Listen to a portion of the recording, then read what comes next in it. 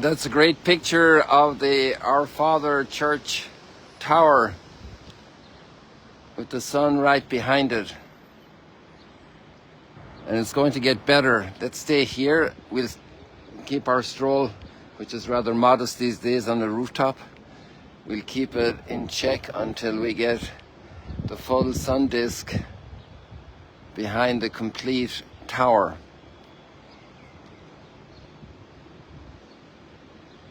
It's almost there. Isn't that marvelous? And then if we come over this side, I'm not sure if we'll catch the Franciscan Tower. No, I have to zoom in much more. There's the Franciscan Tower. Or zoom out, rather. Look at that. Okay, we already lost the center because the sun is moving. There we go. We got it again.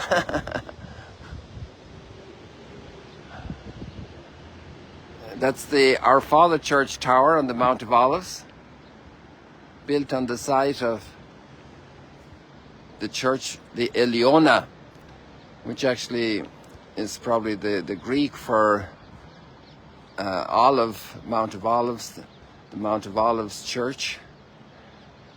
One of the three big churches that Helena built. One was the Holy Sepulchre, and then the Church of the Nativity in Bethlehem, which was later enlarged by that famous Emperor Theodosius, right? And then the Mount of Olives Church. At least those are the three I remember from her contribution. And the French Carmelites look after this particular church, and they have two big days in October, the 1st of October for Teresa of Lisieux, and the 15th of October for Teresa of Avila, the great reformer of the Carmelite sisters. I think we're going to stay here still for a minute or two, if you don't mind, because then we can let the sun disk rise on top of the tower, and that will be a nice progression, a nice image. There it's kind of resting on the main part of the tower, and the narrowing in spire on the top now is illuminated by the sun disk. In another moment or two, it will be sitting right on top of the cross, on top of the... I can't zoom in anymore. That's maximum zoom in as far as I see here. Yeah. Just have to move a little bit here to keep it centered.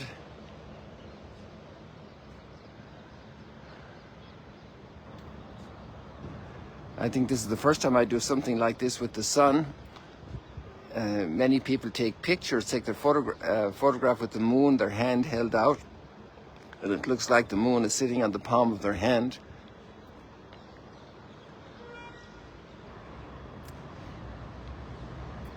So there we have the sun disk sitting right atop the Our Father Church on the Mount of Olives. There are still some parts of the remains of that Church of St. Helena there, ruined parts, in that site. Many people go there. They have the Our Father in scores of languages, if not hundreds, maybe 150 languages. I don't know the exact number right now, but many languages on the earth, including Old Irish script near the door into the church itself. Very good. So there we got this beautiful scene of Jerusalem in the early morning at sunrise. Isn't that marvelous? And yesterday evening I was in a very interesting place, which is over behind Mount Zion. Here we have the Dormition Monastery, which is a big landmark with its tall tower, Ottoman period style. And then you see the flag over the Latin Patriarchate. So I'm not sure if I'm doing the geography justice, but I would say behind that big tree here in the relative foreground, middle ground, and then go straight behind that, between that tall tower of the Dormition and the Latin Patriarchate, They're on the brow of that incline from Mount Zion down into the Gehenna Valley at its elbow. The Gehenna Valley goes here on the western side toward the east, and then it goes over on the southwest corner. It dips down into the Kidron Valley eventually, more or less in a direct line here with the Hurva synagogue dome top. And now I see a second dome top over there and I don't know the identity of it. So I'll have to find out what that is.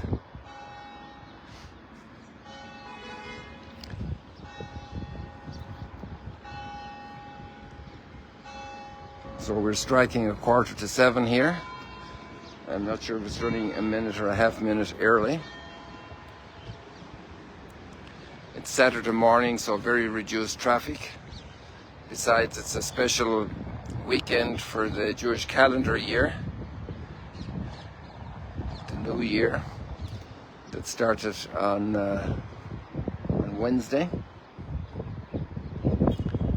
And so if they had Wednesday and Thursday free, then they usually have Friday and Saturday free, so it's a long weekend of greater quiet in Jerusalem. And I find the readings today fascinating. Well, it's kind of hardly any day that they're not fascinating.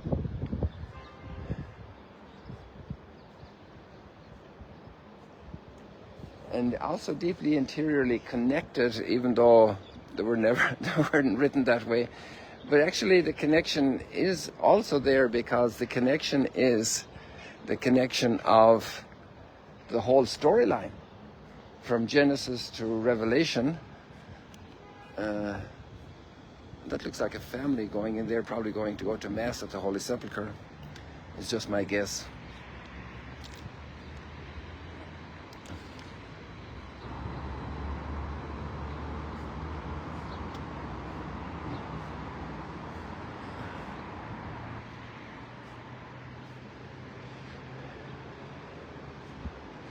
So the whole storyline is one, that we are created, that we are redeemed, that we need grace, that we need conversion, that we're called to glory forever. And you can find these threads then obviously in most of the scriptures, even though the stories are so varied and so many different cultural backgrounds. Job from the land of Uz, which the scholars say is somewhere in Edom, an Edomite, maybe some type of descendant from Esau, a different people.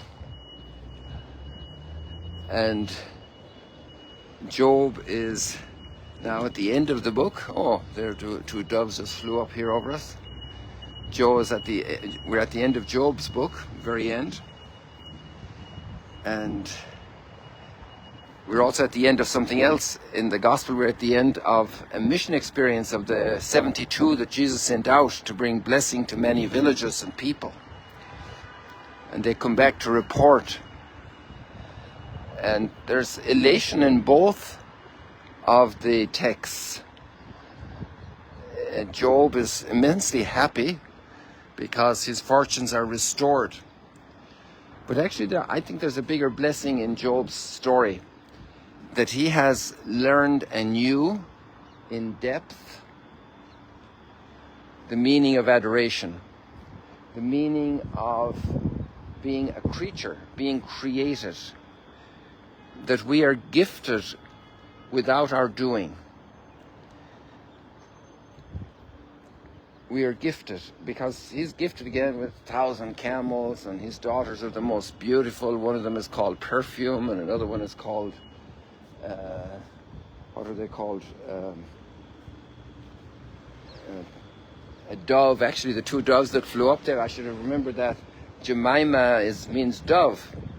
And so you have the Jemima syrup sauce for the pancakes in America. I remember Aunt Jemima sauce, syrup. And the Jemima means a dove. And Then the other daughter, they say it's the equivalent of mascara, how do you pronounce it, that the ladies use for their makeup. You know, there's nothing new under the sun. And those are the names of his 3 daughters, and they're more beautiful than all the other women of the entire maybe planet. They didn't say planet because they didn't think in those terms, but. And then he has 7 sons, and the daughters get a share in the inheritance. So the ladies are. There was a provision for this in Jewish law, if there were no sons, so that the inheritance would stay in the family. But here, even though they have 7 brothers, and which is a fullness of brothers, right? 7, they get a full share in the inheritance. So everybody's happy. But what happened to the other children that died that Job had? And even though Job lives another 140 years, not too bad, he's going to die. And so the human question of suffering is not resolved. But it's a whole new chapter forward in the sense of docility before the Creator. God is wise and He knows what He's doing. And as much as we're smart and children of the Enlightenment and pretty independent and technologically very powerful in our times, just look at all these cranes here in construction. 1, 2, 3, 4, 5, at least 6 I can see just from here in this spot. And you know, the cranes are an incredible invention, lifting up tons, hundreds of tons of materials to build buildings so high. You know, poor little Notre Dame here was built 140 years ago almost, with camels taking up the Jerusalem limestone, which formed a huge crater underneath, which is a massive basement. But then these buildings over here, maybe they're 40, 50 floors high. And the cranes have no problem, no sweat to take up all that material. Look at this, a whole set of cranes and another pair of towers going up over there in the background.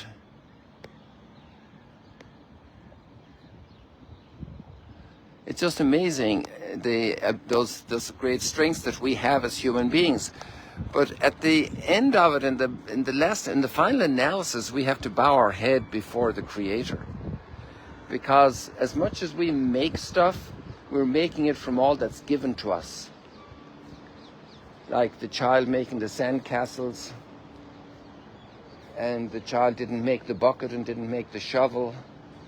And the child saw other children making sandcastles, or daddy helped to make sandcastles, or an older sibling. So, at the end of the day, we're like totally given, because Job was given again all his stuff. It was given to him. To learn in life that so much is given to us, it's not ours. And even inheritance, it's not ours. It's in our custody for a time. It's not our personal autonomous property. It's a treasure of humanity that's entrusted to us for a blessing for many. And it's not the meaning of our life either. The fullness of our life goes beyond death. And the image and likeness of God feels very shortchanged by death. Because being the image and likeness of God, there's DNA inside of our image and likeness, so to say metaphorically, that's calling for eternal life.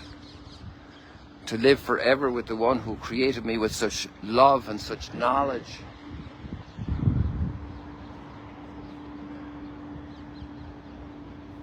Isn't this a glorious sunrise? Oh, I got an idea for a shot here for you guys. Let's do this. This is all wet. Now, I'm not sure if that's just pure condensation or if it really rained. The wood is quite wet here. Let's try this down here, see what we can get. If we get down here, maybe we can get some nice shots for you.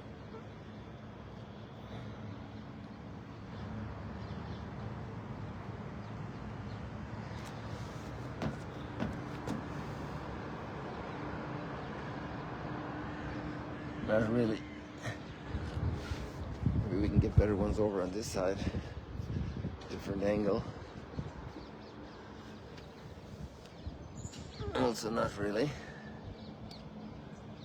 The alignment isn't working well. Or maybe I'm not working well. And you know, we have a similar type of logic in the gospel reading today. Well, first of all, let's do the psalm. I don't know if we'll have time for all of this, but anyway. The psalm has two lines that are very interesting, that are very difficult for us as human beings to accept in all of our pride, in all of our self-determination, self-sufficiency, the rights we claim, the treatment we claim even before God. And it says, teach me wisdom and knowledge, for in your commands I trust. That's already a big step for us, to trust in God's commands. We have sometimes major allergies in that area. But then if we move on a little further, this text is very challenging. We're in Psalm 119. And we're asking the Lord to let his face shine on me. Let your face shine on me, Lord. That's verse 135. It's a very long psalm, right? So then, and it's just a few snippets we have here. So now let's go to two of the verses that really tickled me today, you know, in the sense of really getting under my skin. And one was, it is good for me that I have been, what's the word? Can you guess the word? It is good for me that I have been, you won't guess it. You won't guess it. Come on, somebody write it up there. It's good for me that I have been afflicted. It is good for me that I have been afflicted. Can you believe that line? And the result is that I may learn your statutes. So we can see how Job has really grown through all the trials. So multiple, so varied, so complete in his person. And he bows before God. He says, I don't understand all this, but your mystery is bigger than my little hard disk. And I bow before you, Lord. That's Job's language, you know. I disown what I have said and I repent. You are too wonderful for me. No purpose of yours can be hindered because you are God. I'm not God. I'm not God. And sometimes we kind of change roles, and that causes us incredible headaches and frustrations and heartaches. I'm not God. It is good for me to be afflicted to learn that. Sometimes there's a lot of hubris, a lot of hyper Tarzan psychology. We're the Tarzan in the jungle. It is good for me that I have been afflicted, that I learn your statutes.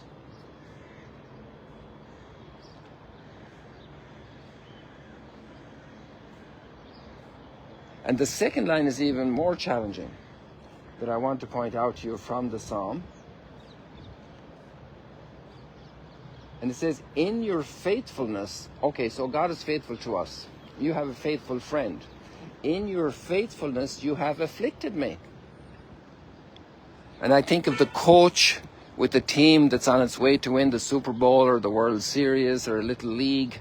And the coach is raising on those players to incredible levels of endurance. And the more adversity they overcome, the more affliction they overcome, the better they can handle the championship games and win and triumph. In your faithfulness. So a good coach will not wince over his players' difficulty and pain in increasing their abilities in sport.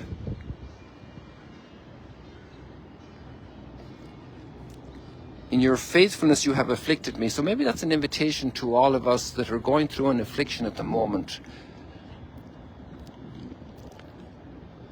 that we can acquire great humility, which is a core element of wisdom. Wisdom isn't about knowledge and facts, about information.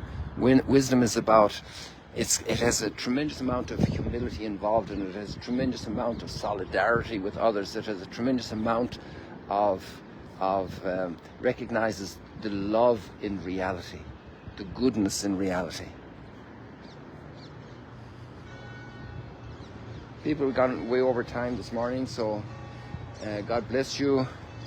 I wanted to go into the gospel, but it's very much in the whole same line of childhood, of being given. And even if people who are able to do miracles, like seems to be here in this text, it's given, because it's not with our own little muscles, our own little hard disk that we accomplish these things. It's God's doing and given. We are creatures. We are blessed to receive so much from God's amazing generosity, and He's allowing us to be team players. He's creating us in His image and likeness. People, isn't it amazing, the gift of life, the gift of reality, the gift that's given to us in our world as we live here and serve and just in life. Your children, your grandchildren, your neighbors, to be part of their lives. People, God bless you. See you later, alligators. Come on, I want to turn that around. It's not going for me. Come on. There we go.